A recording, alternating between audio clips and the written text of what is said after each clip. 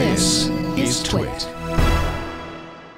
There's an interesting article on time.com, and it poses the question, too many Android Wear apps, well, I guess this isn't a question, are missing the point. And it's actually something that I was thinking about while I was out. Is, you know, the App Store, of course, for Android Wear kind of lifted, and we're seeing a lot of apps and stuff. And Google has, thanks to Marlon, the guy from Trinidad, for reminding me of this, Google has a page for developers that lists the creative vision for Android Wear.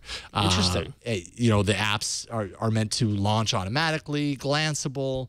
It's about suggesting or demand. So if you do a voice command to demand some information, or it suggests that information to you, and zero to low interaction. But a lot of these apps that are coming out now are kind of following the smartphone paradigm.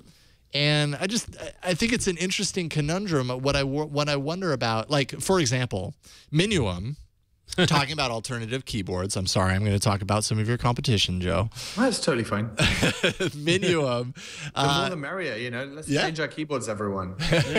Well, and then I'll ask you what SwiftKey's thinking about Android Wear in a second. But Minuum has posted a video about the first typing on Android Wear. Let's just say this is a nightmare that I do not want to experience for myself. I'm not denying that it could be done. You may and have everything. answered the question. Yes. Well, and I think it's interesting though, right? Like, developers want to get in there early because this is a new a new branch. I know. Yeah, it just doesn't look fun.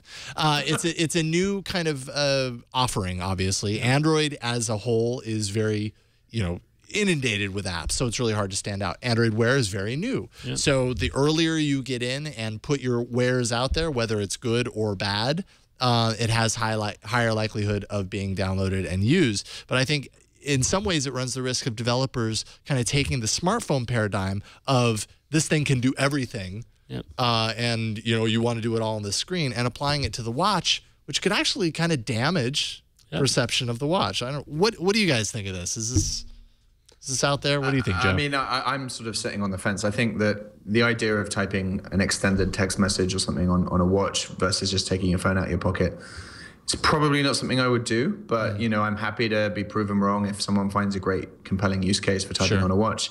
Right now, you know, we're watching and we're learning and we're interested in what's coming. And you know, I think the Minuum keyboard is really cool. Flexi have done something as well that integrates with a gear, and you know, those are both really sort of interesting use cases. I'm not sure it's ready for the prime time. I'm not sure that many people would download a keyboard just for their phone. I think they would, for their watch, they would stick with the phone or the tablet for anything that's kind of more than one or two words. Well, it's funny because last week when we were talking about Android Wear and we were talking about the launch of the Android Wear store and all that stuff, and you know, I kind of posed the question, or I brought it up. I think I did, or maybe I thought it and I didn't say it out loud. But you know, is it going to get to a point where we're going to see an app kind of similar to Hollow or the Material Design, where if there's not an Android Wear companion app, am I gonna judge? You know, is it gonna be like, oh, well, they don't care about, you know, like, does every app need to utilize the watch, you know, as another interface or not? And that's a question that a lot of does the app have. Integrate well with Wear and Chromecast and blah blah blah and Glass and Auto? Exactly. So I mean, it's definitely, you have the elegant approach following the creative vision, which is, you know, glanceable and you know, demand and response and stuff like that. But you're gonna get the people who make Flappy Bird and put it on the phone. You know, like they're gonna make people who are gonna do some crazy things, which I think needs to happen too.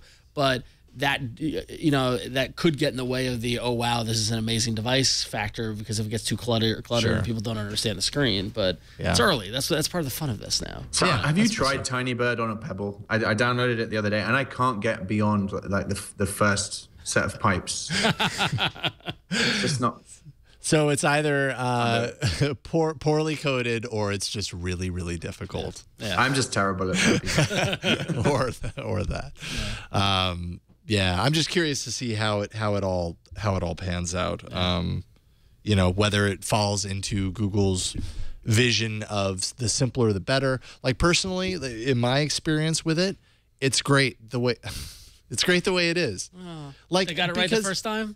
Well, so if there was for example, I installed this app that a lot of people kind of have gone nuts over, and hopefully it'll work for you, because I was having a hard time. It's the Flappy Bird.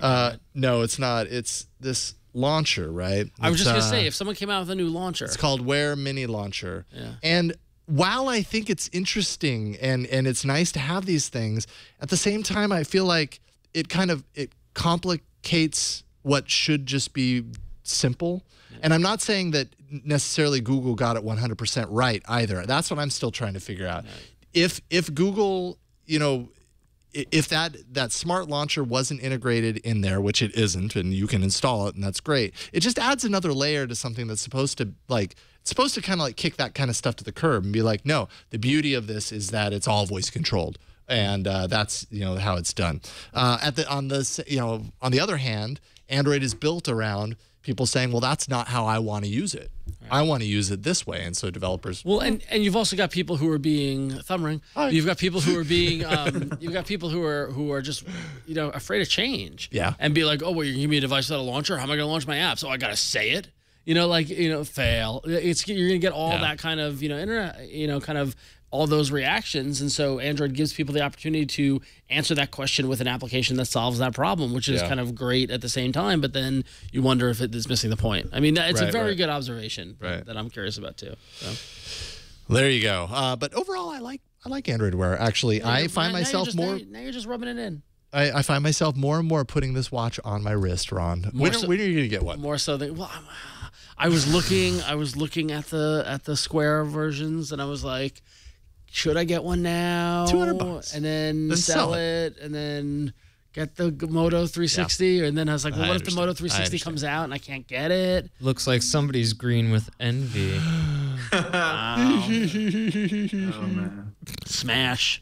But the 360 just looks so much cooler, doesn't it? With that right? Yeah, that's the thing. It's beautiful. It's a beautiful thing. Yeah, now try typing on the Minium keyboard on a 360. I would like to see how this works. Well, does the Minium 360 go around? Does it curve? Yeah, maybe it would. I don't know. Yeah. Oh man, that just sounds like a nightmare. But hey, to each their own, right? That's the beauty of Android. You can do it.